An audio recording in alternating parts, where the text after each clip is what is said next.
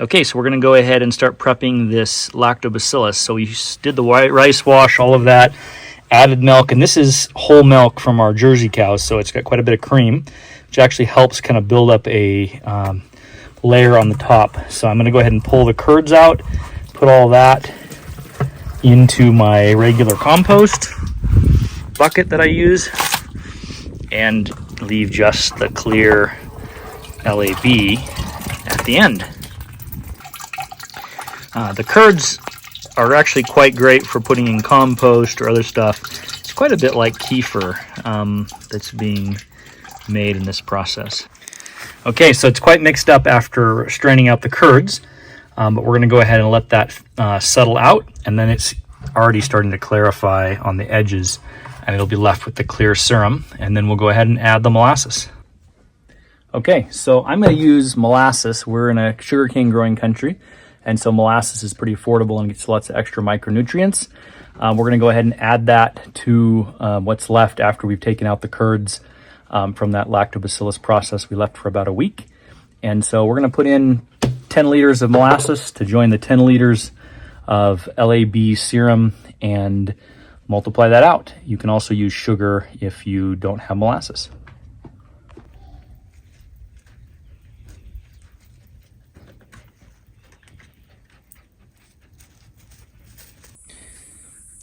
Okay, we went ahead and added the molasses, and you can see here once I mixed up the molasses with the LAB serum, any of the little remaining particles of curd that hadn't gotten completely out have come up to the surface.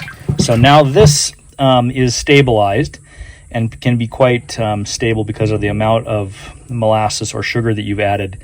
If you've added sugar, hopefully you've added about 25 pounds or 10 kgs. And in our case, we put 10 liters of molasses. So that's great if you want it to be stable. What I'm looking for is growth, because I use it a lot. So I'm going to go ahead and add another 40 liters of water and let this multiply, and I'll continue to feed it so that I can grow it out, so I can quickly multiply it without having to go back through the same process for at least a while. So this is basically a mother batch, and I'm going to multiply it out from here. And so I'm going to add 40 liters of water with this now 20 liters of stabilized concentrate to bring it to 60 liters. Now, something I should mention, if you're doing this for the farm, which we use this on the commercial farm quite a bit, then I would actually be adding another, basically a 20-to-1 ratio for applying in the field. And so I could actually go and probably jump this up immediately to 100 liters, but my jugs are 60 liters, so I'm going to do that. And then as long as I keep it fed with molasses, about every 2 weeks you need to put some molasses in, then I can continue to use it and keep it alive and use it in the field. So keep adding water, keep adding molasses, and it just keeps multiplying nicely. So we'll do that in a 1,000-liter tote. And so you can see in just a matter of a few weeks, you can get up to 1,000 liters multiplied out to be using on a large level.